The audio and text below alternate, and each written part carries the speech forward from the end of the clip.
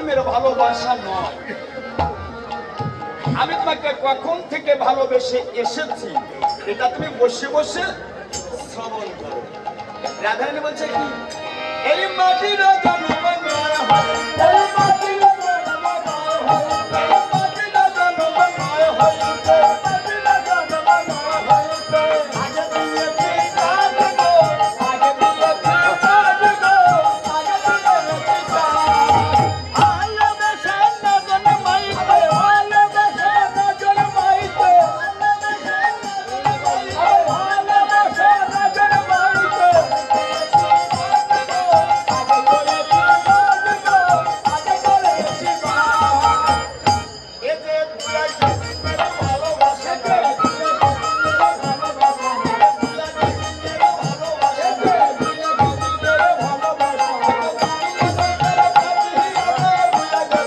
ভালোবেসে না জন্মাইতে, আবার সামনে চলে গেছে মাথাটা রাধারানী ডাক দিয়েছে, প্রভু মাটিরও জন্ম নয় হইতে আমি আগে দিয়েছি চাষ, ভালোবাসা না জন্মাইতে আমি করেছি বাস। মানব দেহে মাটি বিষ্ঠা, বিষ্ঠার একটা কারণ আছে, জল, মাটি, রক্ত, বীর্য, মুখলাবামৃত রসের কারণে মানব যদি ভুল করে মানব পাগল হয়ে যায়। এই জামাত আর এই জামাত, এই জামাত মাটি।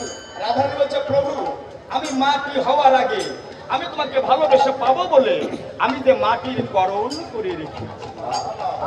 আর তোমার আমার যে ভালোবাসা, এই ভালোবাসা তো দুই আগে জন্মের ভালোবাসা নয়। সত্য, ত্রেতা, তাপর, কলি, এমনি এমনি করে 27 বার শেষ হয়ে যায়, এবার 28 বার করেছি। এর আগে তুমিও ছিলে আর আমিও ছিলাম।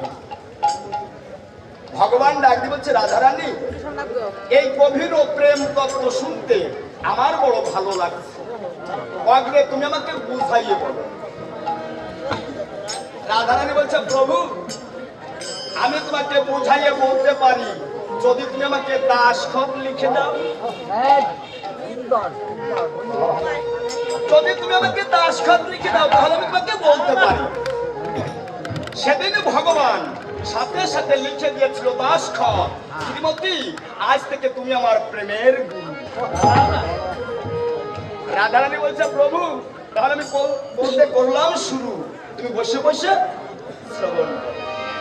রাধারানী বলছে, এই জলের জন্ম নয় হয়, এই জলের জন্ম নয় হইতে, জলের জন্ম নয় হইতে, জলের জন্ম নয় হইতে, আগে করেছি স্নান গো, আগে করেছি স্নান গো, আগে করেছি স্নান।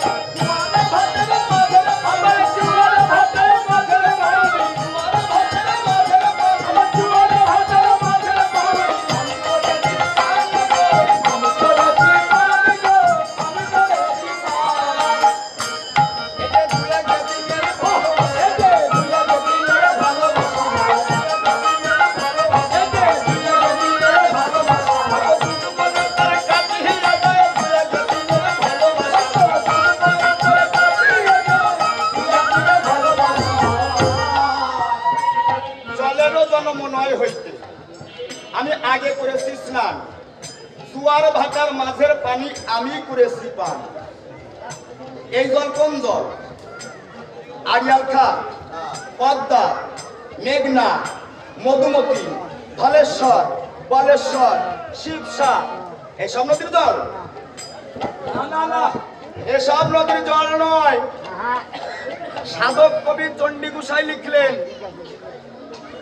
এমন একটা নদী দেখলাম ভাই, উপরদার কলি কত কামাতুরে যাচ্ছে মারা, শুনে নদীর কলকলি, সেই নদীতে 3টি ধারায়, একটি হয় তার মুখ, দেখে কামাতুরের জ্বালা বাড়ে, সাধু জ্বালা বাড়ে।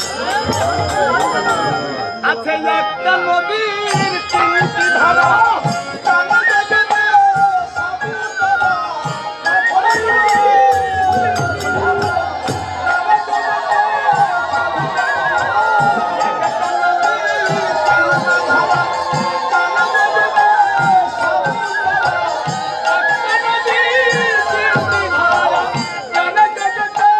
সাধু জ্বালা, মাসে একবার চলে পান সাধু সাবধান সাবধান মাসে মাসে একবার চলে পান সাধু সাবধান সাবধান মাসে মাসে একবার চলে পান।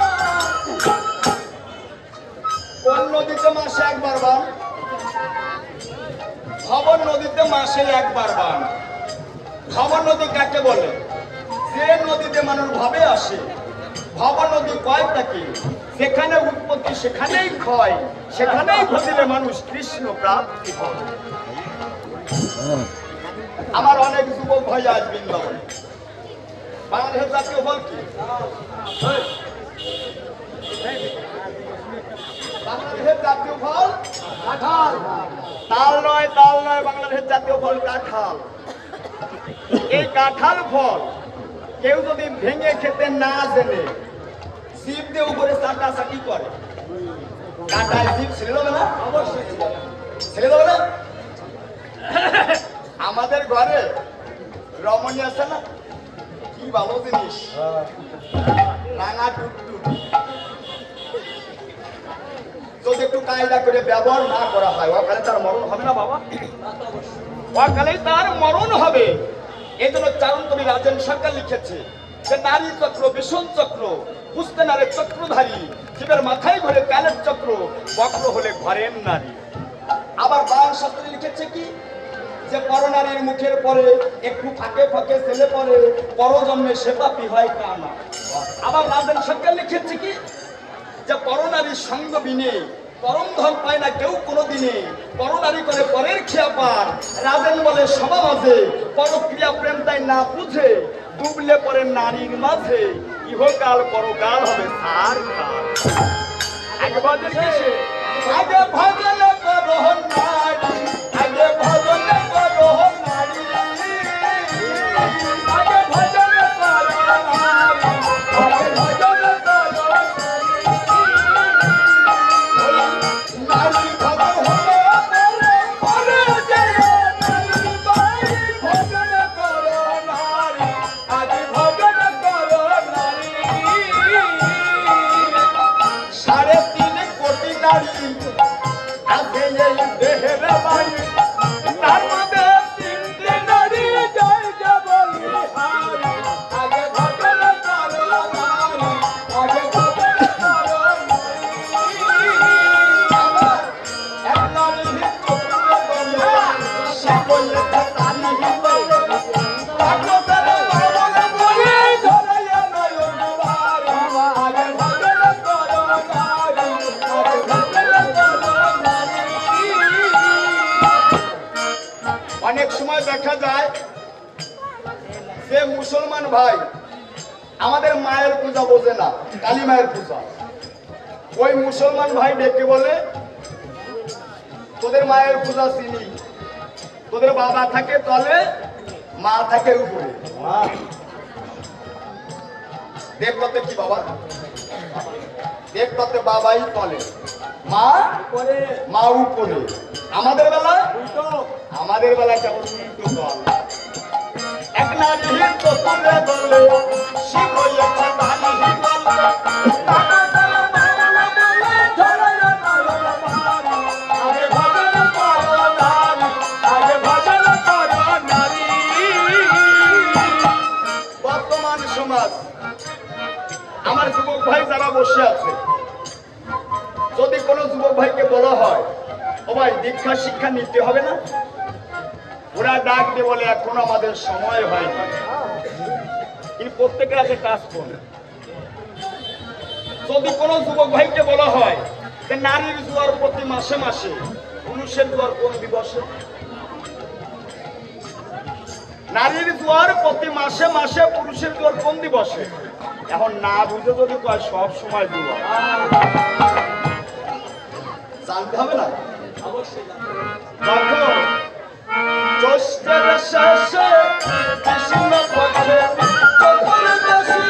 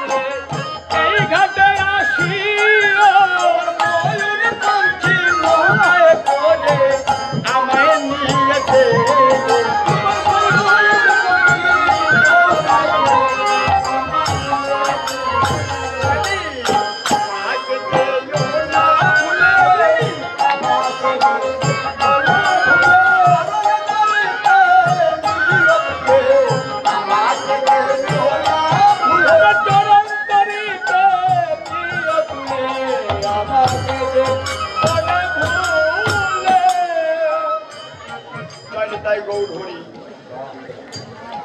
তবে বাবা, আপনারা বসে আছেন মধুর বৃন্দাবনে।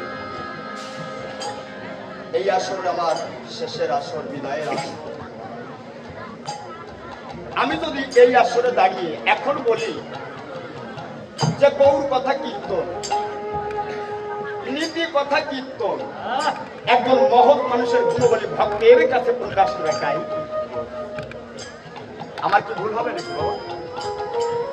গৌর কথা কীর্তন, নীতি কথা কীর্তন, একজন মহৎ মানুষের গুণবলী ভক্তের কাছে প্রকাশ দেখাই। এই মহৎ মানুষের কথা বলতে গেলে বলতে হয় চারণ কবি পাগল বিজয় সরকারের বাবা, যার সুর বাংলার আকাশে বাতাসে এখনো ভেসে বেড়ায়। বাবা, এই পাগল বিজয় সরকারের বাড়ি আর আমার বাড়ি একই জেলায়। আমার বাড়ি থেকে মাত্র 5 কিলোমিটার দূরে পাগল বিজয় সরকারের বাড়ি। আমার বাড়ি থেকে একটু ফাঁকা জায়গা গেলে চারণ কবি পাগল বিজয় সরকারের বাড়িটা দেখা যায়। একদিন আমাদের পাশের গ্রামে বিজয় বাবু কবি গান গাইতেছে। ওই গান শুনতে হাজার হাজার ভক্ত ছুটে গেছে। বিজয় বাবু এসেছে। এক ভক্ত ডাকতে বলছে, বাবু আপনি তো সারা জনম পাখিটাকে ভালোবেসে কাঁদলেন। ও বাবু, বলতে পারেন দু চোখের জল ছাড়া আর কি পেলেন?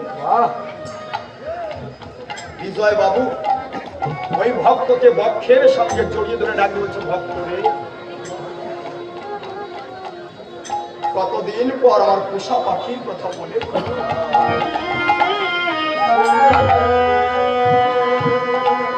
কতদিন পর আমার সে পোষা পাখির কথা মনে পড়ল। ওরে, কেন আমি সারা জনম পাখিটাকে ভালোবেসে দেখে শুনছি? আমার হাজার হাজার ভক্ত, সকল ভক্ত ডাকতে বলছে, হ্যাঁ বাবু শুনতে চাই আপনি কেন সারা জনম পাখিটাকে ভালোবেসে কাঁদলেন। বিজয়বাবু বলছে, তার সব দুইটি গুঘু মিলে মিশে সুখে দেখে নিত সারে।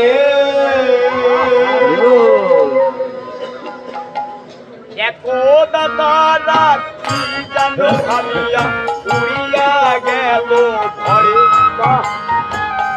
ভাবিল দহে খোলা বেশে কিছুদিন থাকিয়া যাই, অন্য যন্ত্রে নাহি বারন্তে পাখির তাড়না নাই।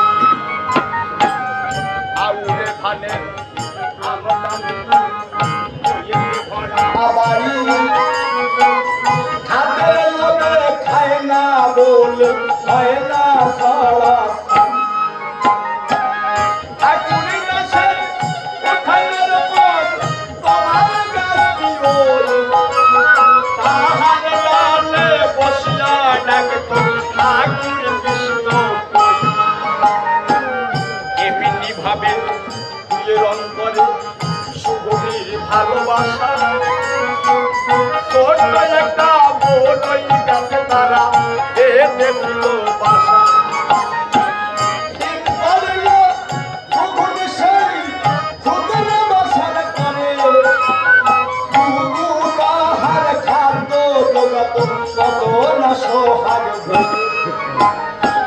সুখে দুঃখে মিলেমিশে তারা কাটাতো দিবস রাতে, দুঃখ লেখানে থাকে না কেন সুবিধে তো তার সাথে। একদিন গুগু বাহিরে গিয়েছে, গুগুনি পেয়েছে তাই, দিনে বসে সে কই গুগুনি নিল না বাসায়। গুগুনি ভাবিছে প্রিয় বুঝি মোর খাদ্যের সন্ধান বুঝি, অনেকে দূরে গিয়েছে তাই আসতে হচ্ছে। ভালো মন্দ সন্দেহ কত জাগিয়েছে তার প্রাণে, অনেক বিদায় সে পুহাইছে রাত্রি স্বামীর আশা পথ পানে। বাচ্চা তাহার হইয়েছে একটি থাকে মুখ পানে স্বামীর বেদনা জাগলে প্রাণ বাচ্চা দিলে নেয় প্রাণ একদিন নিজে বের হয়েছে স্বামীর সনে বহু দূরে গেলে বাচ্চার কথা আসিয়া ওঠে তার প্রাণে ব্যাকুল অন্তরে কাঁদিয়া ফিরেছে বুঝিয়া বহুত খাই বড়ই গাছে এসে দেখে তার বাচ্চা বাসায় নাই হারানো মানিক ফিরে পাবে বসে বাসায় বসিয়া কাঁদে স্বামী খেয়েছে শিকারি বিড়ালে বাচ্চা খেয়েছে কাঁদে আমি আগে দিন বিজয় সরকার দেখি প্রান্তকালে শূন্য বাসা ছিল সেই বড়ই গাছের ডালে মনে তো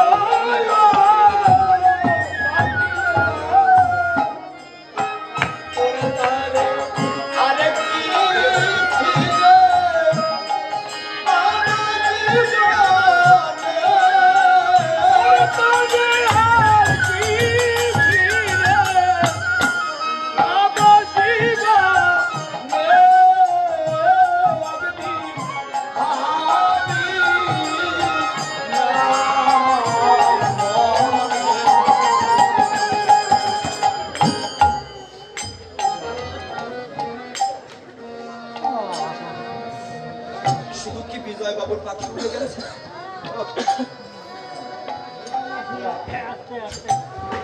শুধু বিজয় বাবুর পাখি উড়ে যায়নি, কত মায়ের প্রাণ পাখি উড়ে গেছে, কত বাবার প্রাণ পাখি উড়ে গেছে। আজ মধুর বৃন্দাবনে আমার অনেক যুবক ভাই বসে গান শুনছে, আমার ছোট ছোট বোনেরাও এসেছে গান শুনতে। একটু পরে হয়তো আমার এই আসর শেষ হয়ে যাবে, জানি না জীবনে আপনাদের সাথে আবার কবে দেখা হয়। এই আসা যাওয়ার দুনিয়ায় কে কোথায় চলে যায় ঠিকানা বিহীন হয়ে যাবে। আজ যাকে দেখছি কাল তাকে দেখছি না, হারানোর বিয়োগে বেদনায় সবাই আমরা কাপড় হয়ে বসে আছি।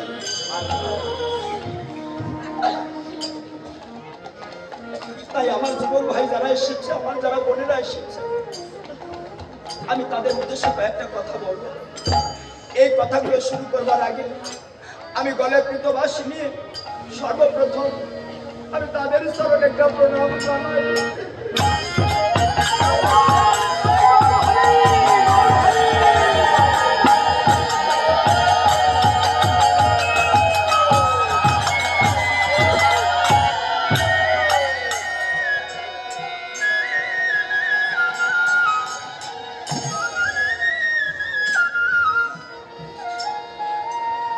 অনেক সময় দেখা যায়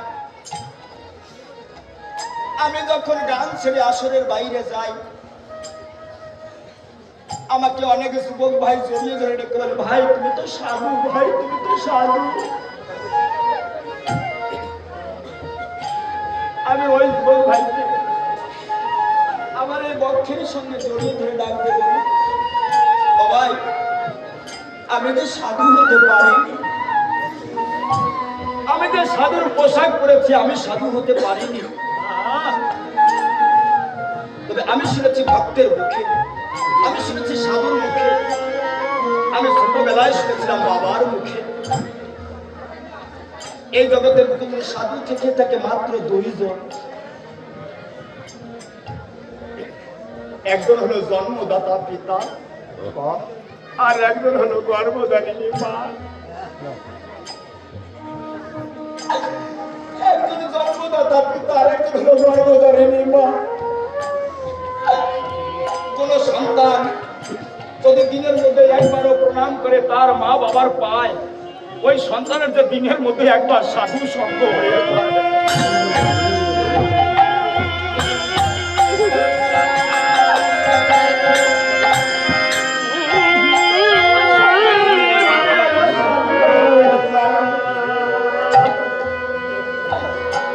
তাই আমার কোনো ভাই, আমার কোনো বোন যদি মা বাবার সাথে কেউ খারাপ ব্যবহার করে থাকো, আমার অনুরোধ ভাই, আমার অনুরোধ, আজ রাতে আমার কীর্তন শুনে গিয়ে সকালবেলা মায়ের চরণ ধরে বলবে, মা আমি তো বড় ভুল করেছি, মা তুমি আমাকে ক্ষমা করে দাও।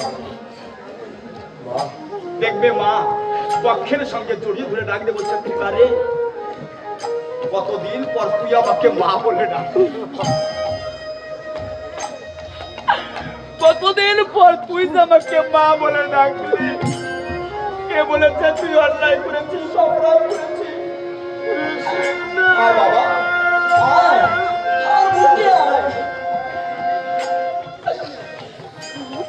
ভাই, যাদের পিতা মাতা হারিয়ে গেছে একমাত্র তারা জানে হারানোর ব্যথা।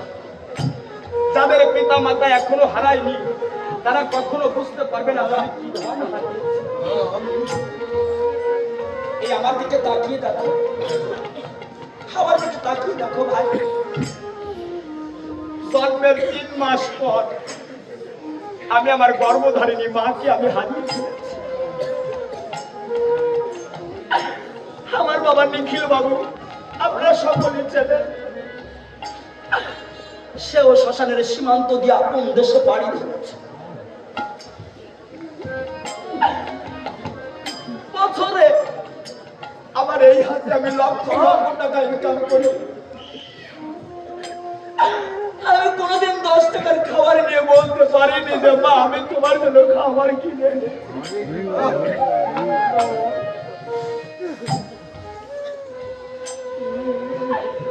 আমি কোনোদিন বলতে পারিনি মা মা তাকিয়ে দেখো মা আমি তোমার জন্য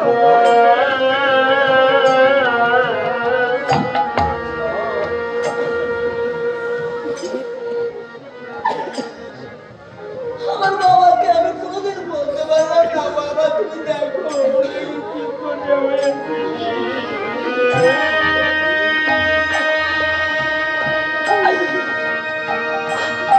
বছরে আমরা কত পূজা করি না ভাই।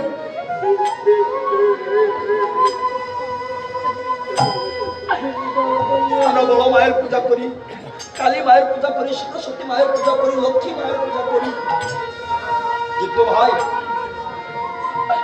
মা বাবার পুজো করতে হাজার হাজার লক্ষ লক্ষ টাকা লাগে না ভাই, মাত্র 500 টাকায় পুজো হয়। বাজার থেকে মায়ের জন্য 300 টাকার একটা শাড়ি আর বাবার জন্য মাত্র 200 টাকার একটা ধুতি বাজার থেকে কিনে এনে বছরের যে কোনো একটা ভালো দিন দেখে যদি আসন দিয়ে মার বাবাকে পাশে বসিয়ে ফুল পাতা দিয়ে মা বাবার চরণে প্রণাম করা যায়।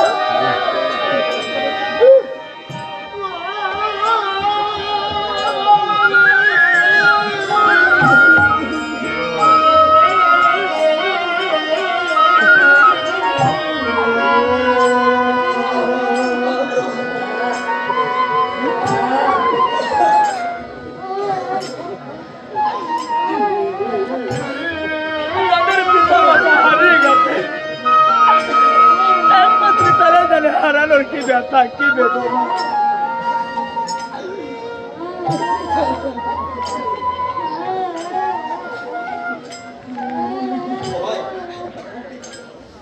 আজ আপনাদের কাছে আমি আর একটা জিজ্ঞেস কথা যে বাবা আজ এই মধুর বৃন্দাবন নামটি মিলিয়েছে।